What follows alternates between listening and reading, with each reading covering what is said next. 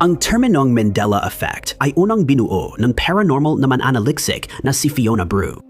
Ang pangalan ay nagmula sa katotohanang libo-libong tao ang naniniwala na ang dating Pangulo ng South Africa na si Nelson Mandela ay namatay habang siya ay nasa bilangguan. Samantalang sa katotohanan ay nabuhay pa siya ng maraming taon matapos siyang makalaya. Ang Mandela Effect ay naglalarawan ng mga imahe, katotohanan at aspeto ng kasaysayan na tila nagbago. Katulad ng posisyon ng ilang bansa sa atlas, mga logo ng brand na biglang nag-iba ang itsura, o kahit mga album cover mula 80 at 90 na hindi na katulad ng dati ang itsura. Maraming tao ang isinisisi ito sa pag-activate ng Large Hadron Collider sa Switzerland noong 2008.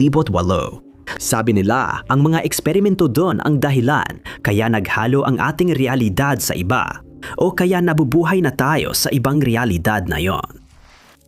Numero 10.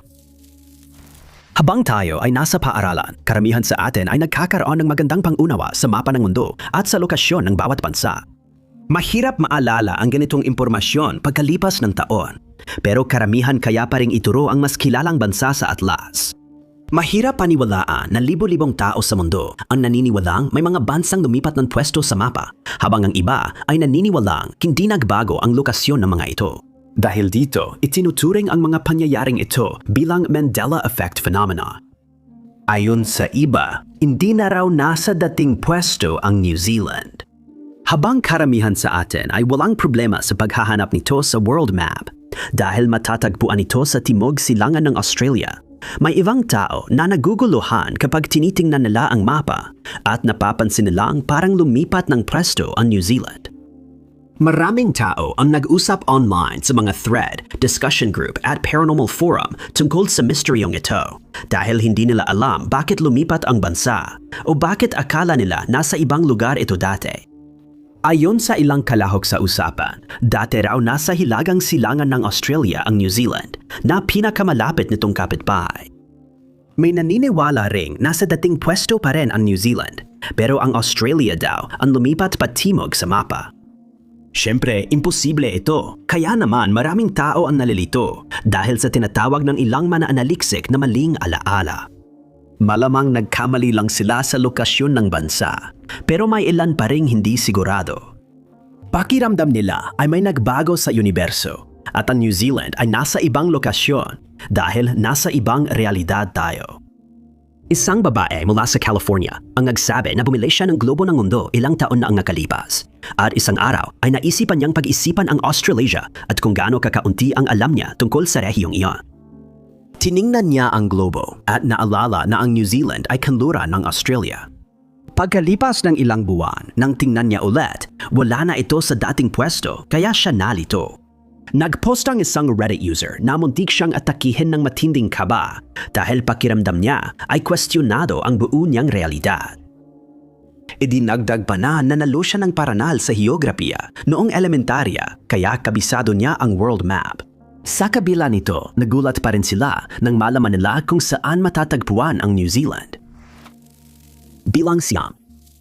Si Alexander Hamilton ay isang pangalang pamilyar sa halos lahat ng mamamayang Amerikano.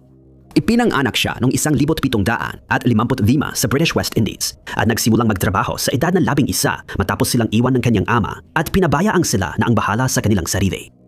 Una siyang nakahanap ng trabaho bilang clerk sa isang accounting house sa New York at unti-unti siyang umangat bilang bookkeeper at kalaunan ay naging manager. Pagkatapos ay nagsimula siyang mag-aral sa New Jersey kung saan siya ay namukod-tangi bilang estudyante ngunit kinailangan niyang itigil muna ang pag-aaral dahil sa pag-aaklas ng US laban sa Great Britain.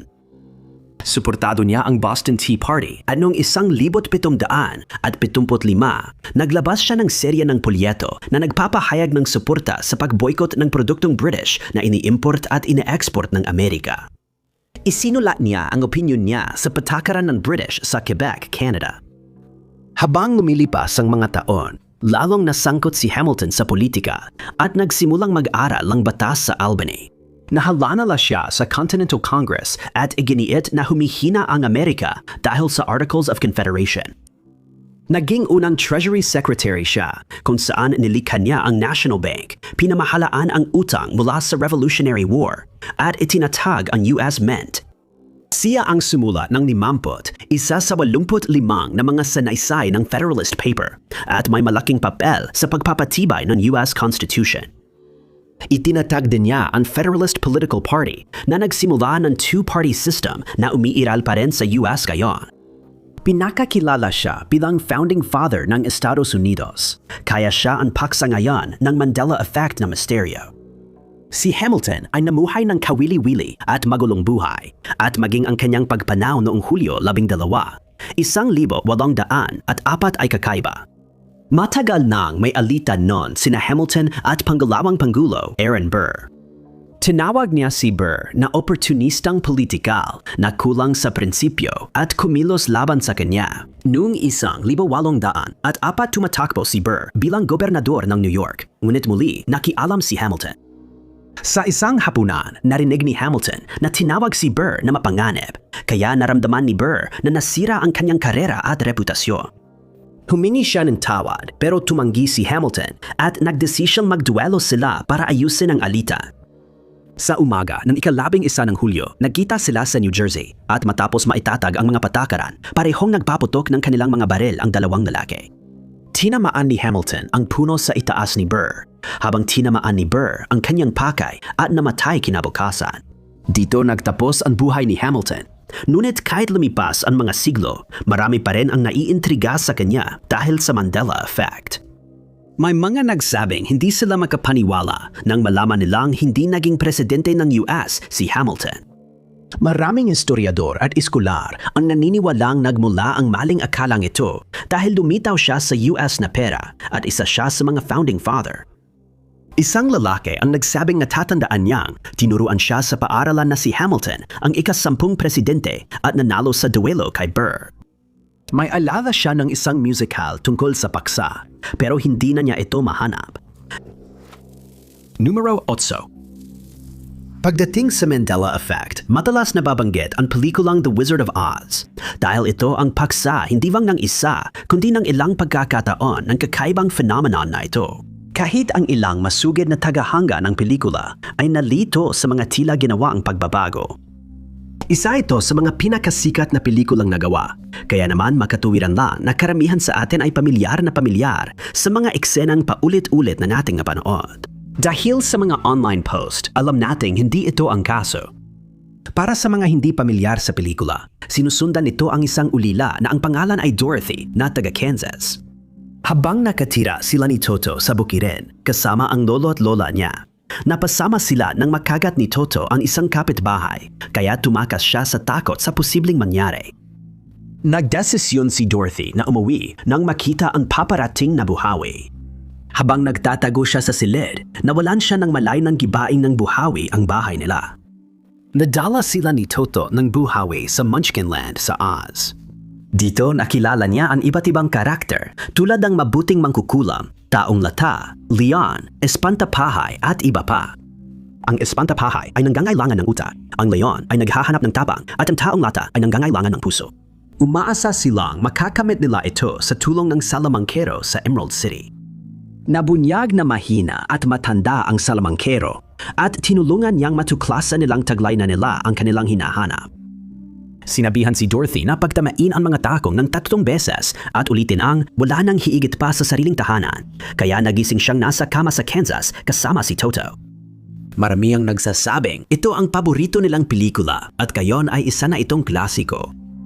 Ayon sa ilang matagal ng tagahanga, may tinatagong madilim na lihim ang pelikula dahil nabago ito ng Mandela Effect.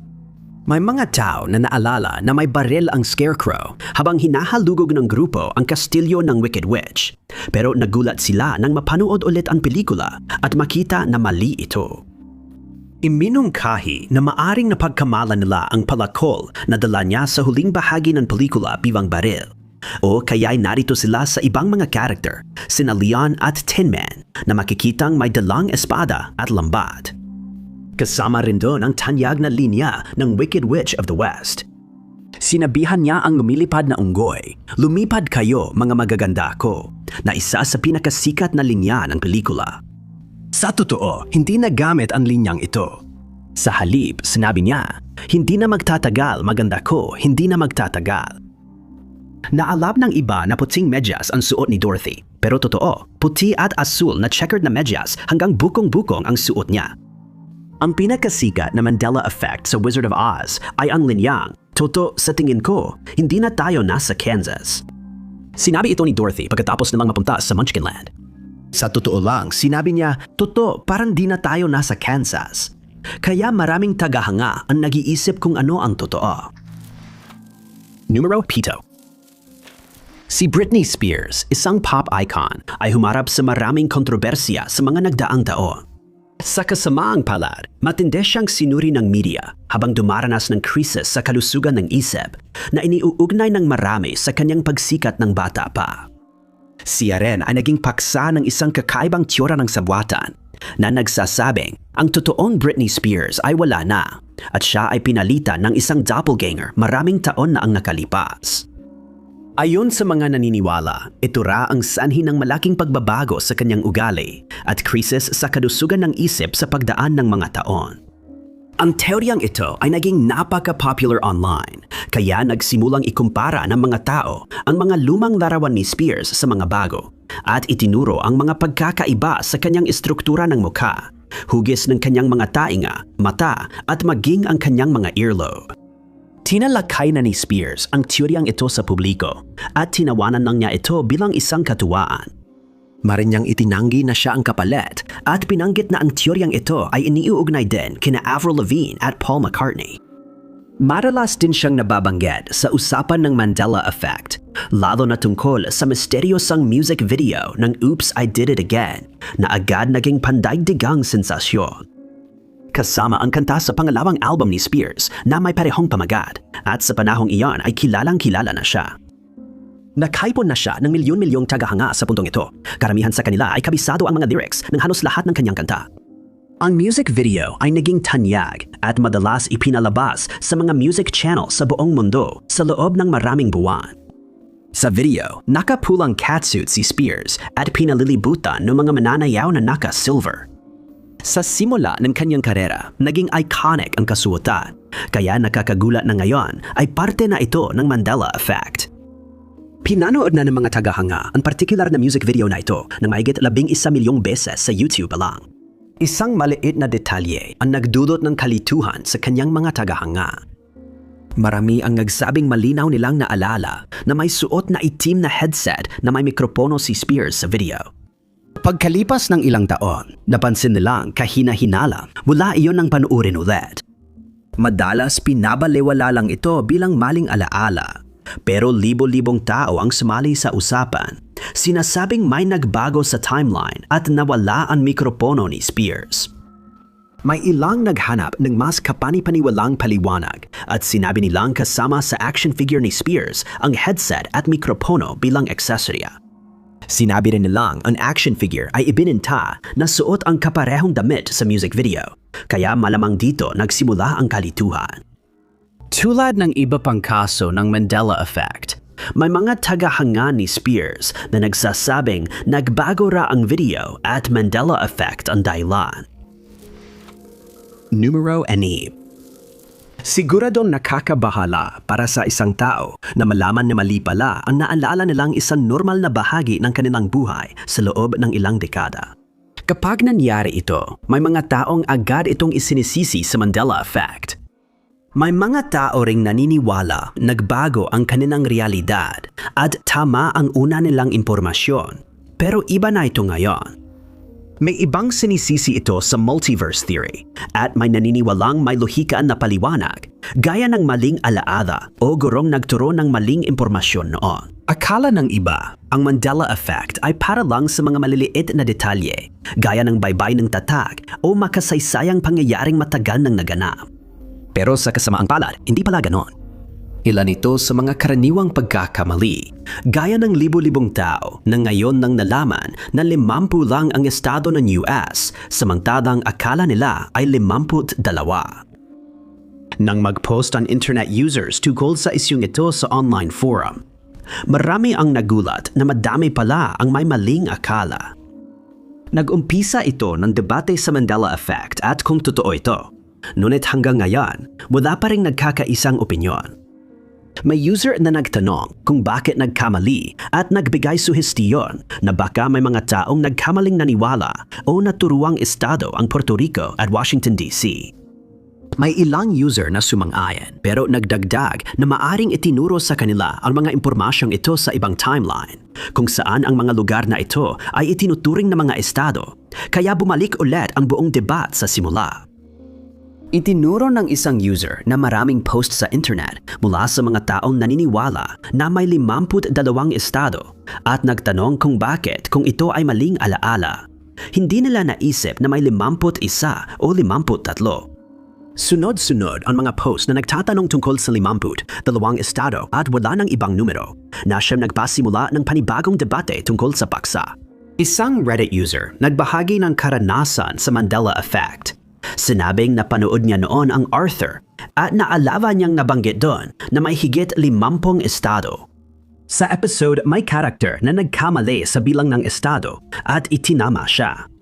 Nang malaman ng user na 50 lang ang mga estado hinanap niya, ulit ang episode at madaling nahanap at pina-forward ang eksaktong bahagi. Sa kanyang pagkabigla, itinama niya ang karakter. Pero imbes na sabihing may 52 estado, nalaman niyang 50 lang pala. Hindi makapaniwala ang nag-post at di niya maipaliwanag kung saan galing ang maling alaala. Numero 5. Nakakagulat na isinama si Mother Teresa sa debat ng Mandela Effect. May mga naniniwalang nakanonisa siya noong dekada 90 habang buhay pa, pero nalaman nilang hindi pala ito nangyari. Si Mother Teresa ay pinanganak sa Hilagang Macedonia noong 1910, ngunit lumipat siya sa Ireland noong 1928 at doon siya sumali sa Sisters of Loreto. Pagkalipas ng 6 na linggo, nagtungo siya sa India, naging guro, at pinalitan ang pangalan matapos ang kanyang mga panata. Pinili niya ang pangalang Teresa bilang parangal sa Pranses na Carmelite Madre noong ika-19 na siglo. Nagtrabaho siya sa paaralan ng Sisters of Loreto at nagturo roon ng 17 taon. Noong 1946, nagbago ng lubusan ang kanyang buhay. Nagpasya siyang ialay ang sarili sa pag-aalaga sa mga may sakit at mahihirap, na siyang dahilan kung bakit siya naaalala hanggang ngayon. Pinaniniwala ang nagpasya siya dahil nakita niya ang hirap ng mga mahihirap at may sakit sa ilang karatig lugar sa India. At matapos niyan ialay ang sarili sa layuning ito, lumipat siya sa isa sa mga lugar na ito. Nagpetisyon siya sa mga autoridad ng munisipyo, kaya binigyan siya ng hostel para sa mga peregrino malapit sa templo ni Kali, ang Diyosang Hindu. Dito itinatag niya ang Missionaries of Charity noong 1948. Naging residente siya ng India at agad siyang nagsimulang tumanggap ng mga donasyon at suporta mula sa iba't ibang panig ng mundo. Nagtayo siya ng mga paaralang nasa labas at dispensaryo para sa mahihirap at may ilang madri na tumulong sa layunin niya. Noong 1952, itinatag niya ang Place for the Pure of Heart Hospice at nagtayo pa ng iba pang pasilidad para sa mga bulag at matatandang may kapansanan. Mahalaga rin ang naging papel niya sa paglikha ng Town of Peace, isang kolonya para sa mga may kitong. Noong 1971, kinawaran siya ng Pope John XXIII Peace Prize at makalipas ng 8 taon, nakatanggap siya ng Nobel Peace Prize dahil sa pagtulong niya sa mga mahihirap. Pinaranggalan siya ng gobyerno ng India ng pinakamataas na parangal sa sibilyan na nagpapatibay sa kanyang pamana. Noong 1989, inatake siya sa puso kaya nagbitiw siya para sa kanyang kalusugan. Noong 1997, itinalaga niya si Sister Namala bilang kahalili niya. Pumanaw siya noong 5 ng Setyembre. 1997 sa edad na 87 habang naninirahan pa rin sa Kolkata. Sa loob ng 2 taon matapos ang kanyang pagpanaw, nagsimulang maghanda ang simbahang Katolika para sa kanonisasyon ni Ina Teresa na nangangahulugang ideklara siyang isang santo. Inutusan ni Papa Juan Pablo Icalawa na pabilisin ang proseso kaya siya ay nabeatipika noong Oktubre 2003. Noong 2016, kinanonisa siya ni Papa Francisco, ngunit nagdulot ito ng pagkalito sa marami. Katulad ng maling akala tungkol sa pagkakakulong ni Nelson Mandela, naalala rin nila si Ina Teresa na naging santa na habang buhay pa, hindi ilang taon matapos mamatay. Maraming tao ang nag-post sa social media at forum na malinaw nilang naalala si Ina Teresa sa babalat ng Time of Life magazine na may headline tungkol sa kanyang kanonisasyon. Kinausap pa nila ang ilan sa kanilang mga kamag-anak tungkol dito at pare-pareho nilang naalala ang parehong bagay. Hindi nila maipaliwanag ang pagkakaiba sa kanilang sama-samang alaala. Libo-libong tao ang may parehong maling alaala, ngunit walang makapagpaliwanag kung bakit. Bilang 4. Ang estatwa ni David na gawa ni Michelangelo ay kinikilabang isa sa pinakamagandang eskultura sa kasaysayan. Iminungkahi ng Office of Works sa Florencia, Italy ang ideya ng estatwa. Ito ay nilayon na maging isa sa 12 ganitong mga obrang ipinakomisyon, kung saan ang una ay isang estatwa ni Josue na nilikha ni Donatello. Ang sumunod, estatwa ni Hercules ay nilikha ng alagad ni Donatello na si Agostino di Duccio noong 1400 at 63 na inatasan ding gumawa ng marmol na estatwa ni David bilang binata. Matapos ang 2 taon, sinimulan niya ang proyekto, ngunit natigil ito nang pumanaw si Donatello. Naukit lang niya ang binti, katawan, paa at ilang bahagi ng kasuotan ng estatwa. Si Antonio Rossellino ang inatasang tapusin ang likhang sining, pero binawi ang kontrata. Nabulok ang blok ng marmol matapos maiwan sa ulan at iba pang panahon ng mahigit 25 taon. Nahanap ng bagong artista. Unang napili si Leonardo da Vinci, pero noong 1500 at isa si Michelangelo ang piniling magtapos ng likhang sining. Binayaran siya ng 6 na fiorini kada buwan at binigyan ng 2 taon para tapusin ang trabaho. Naglagay ng gwardiya sa estatwa para pigilan ang ibang artista na sirain ito dahil hindi nila gusto na si Michelangelo, 26 anyos, ang napiling gumanap sa papel. Sa kabila nito, nagawa pa rin ng ilang mga artista na sirain ito sa pamamagitan ng paghahagis ng mga bato sa eskultura at marami sa mga bakas na iyon ay makikita pa rin hanggang ngayon. Naglagay ng scaffolding sa estatwa para maabot ni Michelangelo ang taas at sinimulan ang trabaho gamit ang sariling gawa niyang mga pait.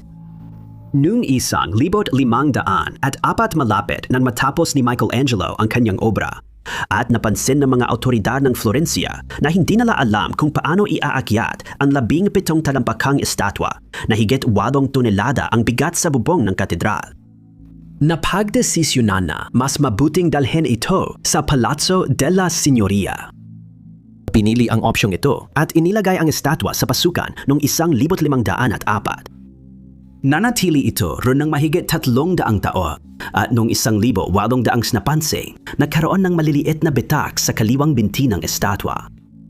Dahil pinaghinalaan na sanhi ito ng hindi pantay na lupa, inilipat ang eskultura sa Accademia Gallery. Noon 1900, isa pumasok ang artistang si Piero Cannata sa gallery na may dalang martilyo na itinago niya sa ilalim ng kanyang damit at inatake ang estatwa. Nasira ang daliri sa kaliwang paa nito. Pagkatapos maaresto, sinabi niyang inutusan siyang sirain ang estatwa ng modelong pintor mula ika-16 na siglo. Ang estatwa ay naka-display pa rin sa gallery hanggang ngayon at daan-daang libong tao ang naglakbay papunta sa lugar upang makita ito. Pero ito rin ay naging paksa ng kakaibang Mandela effect. Kapag nalaman ng mga tao na ang figura ni David ay nilikha na may hugis pusong mga balinta tao, kadalasan ay nagdududa sila at sa una ay ayaw tanggapin ang katotohanan ito. Marami sa mga nakakita ng eskultura ay hindi alam ang tunay nitong anyo at sinisisi ito sa Mandela effect. Sigurado silang noong nakita nila ang estatwa, bilog at normang ang balinta tao, at mapapansin agad nila kung iba ang hugis nito. Hindi pa rin alam kung bakit ito ginawa ni Michelangelo dahil hindi ito karaniwan at mukhang hindi rin niya sinabi kung bakit niya pinili iyon. Ngunit ito lang din ang kakaibang natuklasan ng mga tao. Maraming bisita ang napapansing nagbago ang posisyon ng kanang kamay nito. Dahil imposible ito, naniniwala silang unang nakita nila ang estatwa ni David sa ibang realidad. Numero 3. Habang ang terminong mga taon ng tingga ay tumutukoy sa ilang bansa sa Europa na dumaan sa panahon ng matinding kaguluhang panlipunan at pampolitika noong huling bahagi ng labinsiyam, na daang sito ay pinakanaalala sa Italya, kung saan naroon ang mga isyong ito mula 1960 at 60 hanggang huling bahagi ng dekada 80. Panahon ito ng matinding kawalang katiyakan dahil nais ng mga grupong kaliwa at kanan na pabagsakin ang pamahalaan ng Italya at gagawin ang lahat para dito.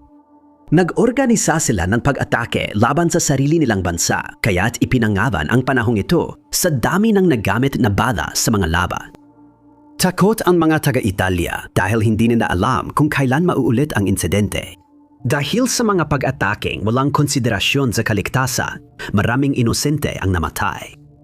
Noong 2 ng Agosto, 1980 naganap ang isa sa pinakamalupit na pag-atake sa istasyon ng Bologna Centrale.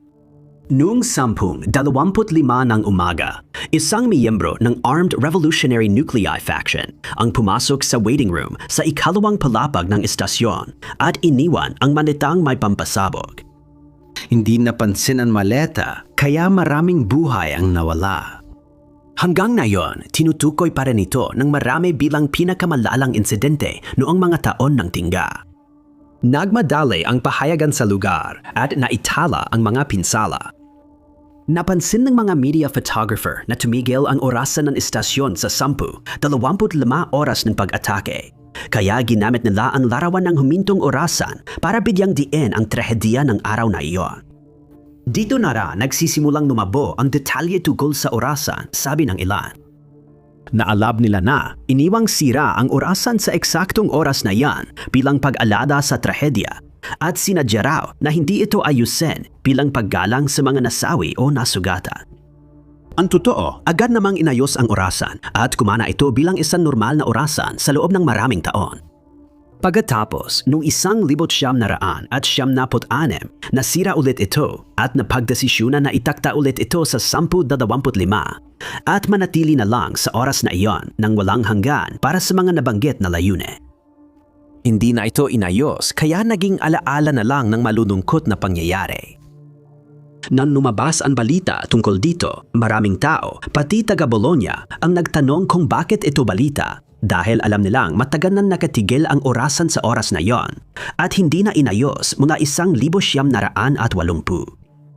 Nakita ng isang grupo ng mga psikologo na kawili-wili ito at nagpasya silang magsagawa ng pananaliksik. Nagtanong sila sa 12 ng tao at natuklasan nilang kahit ilang empleyado ng istasyon ay hindi alam na 16 na taon nang umaandar ang orasan. 180 regular na gumagamit at empleyado ng istasyon ang tinanong. Nagulat ang mga mananaliksik nang malaman na 92% ng tao ay naniwalang di kailanman naayos ang orasan kahit regular nila itong nakikita. Paggalathala ng resulta ng pag-aaral, libo-libo pang tao ang nagsabing nakatira sila sa Italia at noon pa man ay alam na nilang huminto ang orasan noong araw na iyon at nanatili itong sira mula noon. Marami ang nahirapang maniwala na isa lang itong kolektibong maling alaala at iminungkahi nila na may mas masama pang nangyayari. Tulad ng inaasahan, may ilan na isinisisi ito sa Mandela Effect at naniniwalang ang mismong orasan ding yon ay umiiral sa ibang realidad o na hindi naman ito kailanman naayos. Pangalawa, kung may misteryo man ng Mandela Effect na tandagan magpapagalit sa marami, yon ang may kinalaman sa Midnight Ride ni Paul Revere. Madalas itong ituring na mahalagang pangyayari sa kasaysayan ng Amerika, kaya marami ang hindi naniniwalang mali ang alam nila. Noong Abril, 1775, nalaman ng mga Patriot sa Massachusetts Bay ang plano ng mga British na supilin ang pamahalaang panlalawigan ng Massachusetts. Napagpasyahan na bigyan ng babala ang Minutemen ng probinsya bago dumating ang British at ang Sons of Liberty ang inatasan dito. Nagpadala si Joseph Warren kay Revere sa Kongresong Panlalawigan sa Concord kung saan nakatago ang pinakamalaking imbakan ng armas ng mga Patriot. Pagkatanggap ng babala, inalis ang mga armas mula Concord. Noong Abril 14, inatasan si General Thomas Gage ng Earl ng Dartmouth na tanggalan ng armas ang lahat ng rebeldeng nagtipon ng mga armas na ito at arestuhin sina John Hancock, Samuel Adams at ilan pang rebelde. Noong ika-18, sinabihan sina Revere at Dawes na umalis na ang British mula Boston papuntang Concord, Lexington at Cambridge. Sinasabing hinahanap nila sina Hancock at Adams at hindi alam ng mga pinuno sa Lexington ang paparating na pag-atake. Kaya inutusan ni Revere ang sexton ng Newton Church na maghanda sa pagbibigay ng babala. Ipapasa ito gamit ang mga parol. Kung makita niyang papalapit ang mga tropang British sa lupa, magpapailaw siya ng isang parola. Kung sila ay dadaan sa dagat, magpapailaw siya ng 2. Nagbigay ito ng oras sa mga kolonista sa Charlestown na makapaganda at pagdating ng oras, 2 parol ang isinindi. Nagutos si Revere na iparating ang mensahe sa Charlestown. Tumawid siya sa Charles River, sakay ng bangka at nakaiwas sa Royal Navy. Nakarating siya sa Charlestown at nagtungo sa Lexington. Binabalaan ang mga tao tungkol sa paparating na British. Madalas banggitin ang sandaling ito sa kasaysayan kung saan inilalarawan si Revere na sakay ng kabayo at sumisigaw. Paparating na ang mga British sa dagat. Hindi totoong nangyari ang bersyong ito ng mga pangyayari. Sinasabing ang mga maling paniniwala ay mula sa tula ni Henry Wadsworth Longfellow na ang pagsakay ni Paul Revere na nagpapakita kay Revere na magiting at mag-isang naglakbay.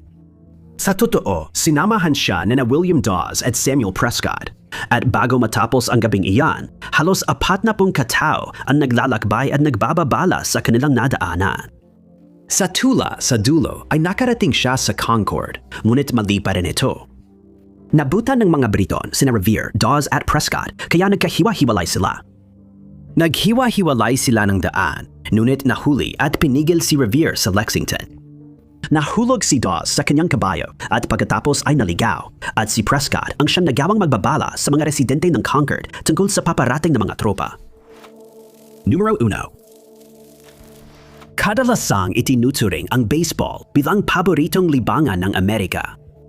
Bawat tagsibol at tagined, naglalaban ang mga Major League Baseball teams para sa World Series na mahirap mapanalunan. Bawat koponan ay naglalaro ng kabuuang 100 at 62 na laro sa regular season, kaya bago pa ang postseason, 2,400 at 30 na regular season na laro ang nilalaro bawat taon. Dahil dito, nagkakaroon ng tsansa ang fans mapanood madalas ang paborito nilang koponan, kaya patuloy na popular ang esport na ito. Habang karamihan sa mga tao ay kaswal na tagahanga lang, may ilan na mas dedikado at kabisado ang bawat aspeto ng esport, tulad ng mga estadistika ng pinakasikat na manlalaro, bilang ng mga larong na panalunan ng bawat manlalaro, pati na rin ang mga makasaysayang datos gaya ng paglikha ng laro na nagdulot ng isang misteryo ng Mandela Effect. Unang nabanggit ang baseball noong 1744 sa British na aklat pambata na A Little Pretty Pocket Book. Karaniwang tinatanggap na si Abner Doubleday, general sa digmaang sibil ng Amerika, ang nag-imbento ng makabagong patakaran ng baseball. At maraming Amerikano ang hindi alam na mali ito. Sabi ng kwento, sa simula ng ika-20 siglo, sinusubukan ng bansa patunayan ang sarili sa mundo. Kailangan nilang tukuyin kung ano ang nagpapakatotoong Amerikano, gaya ng kalayaan, malayang pananalita, individualismo at sipag. Iminungkahi na dahil ang baseball ay Amerikanong esport, sumasalamin ito sa pagiging Amerikano bilang paboritong libangan ng bansa. Pero may isang lalaki na may ibang pananaw. Madalas sabihin ng sports writer na si Henry Chadwick na ang baseball ay nagmula sa Inglaterra dahil matagal nang nilalaro doon ng mga bata ang rounders. Magkakapareho ang patakaran ng rounders at baseball, ngunit maraming tao kasama si Abraham Mills, presidente ng National League, ang nainis dito. Sabi niya, ang baseball ay kasing Amerikano ni Christopher Columbus at dapat sumpain ang hindi sumang-ayon. Nagpasya siyang patunayan ang kanyang punto at bumuo ng komisyon para siyasatin ang pinagmulan ng esport. Pinayagan lang maging bahagi ng komisyon ang mga lalaking naniniwawang purong Amerikano ang baseball. Di naglaon, nakatanggap sila ng liham mula sa inhinyerong si Abner Graves. Sinabi niya naroon siya noong imbentuhin ni Doubleday ang laro noong 1839 bilang 6 na taong gula. Nalaman kalaunan na si Graves ay isang manloloko na nakulong sa kanyang mga krimen at si Doubleday ay 20 taong gulang noong 1830 at 30. Bagamat alam na, pinili ng komisyon si Doubleday bilang inventor para manatiling Amerikano ito. Sa huli, dilitaw din ang katotohanan. Sa katunayan, walang tiyak na panahon o tao na maaring tawaging inventor ng baseball. Malamang nagmula ito sa Rounders at inangkop sa pagdaan ng panahon hanggang sa naging laro natin ngayon. Ngunit maraming tao ang tumatanging tanggapin ito at naniniwala pa rin na si Doubleday talaga ang nakaimbento ng esport na ito. Sa ibang realidad na lang na nawala. Salamat sa panonood mga kaibigan. Kung nagustuhan ninyo, pindutin ang like button. Huwag ninyong kalimutan mag-subscribe at i-click ang notification bell para lagi kayong updated sa lahat ng aming mga susunod na uploads. Ako nga pala si Top 5 Unknowns at makikita tayo muli sa susunod.